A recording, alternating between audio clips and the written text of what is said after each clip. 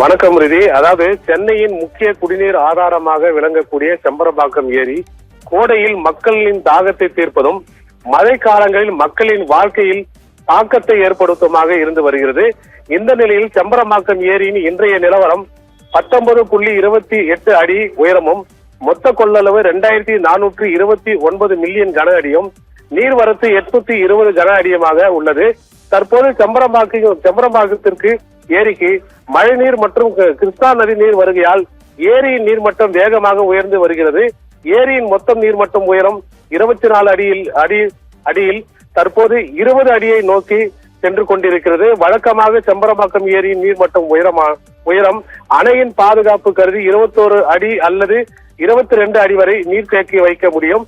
மேலும் பருவமழை தொடங்க உள்ள நிலையில் அதற்கு முன்னதாகவே செம்பரம்பாக்கம் ஏரி நீர்மட்டம் வெகுவாக உயர்ந்து வருவதற்கான வாய்ப்புகள் உள்ளதாகவும் தொடர்ந்து நீர்வரத்தை கண்காணித்து வருவதாகவும் அதிகாரிகள் தெரிவித்துள்ளனர்.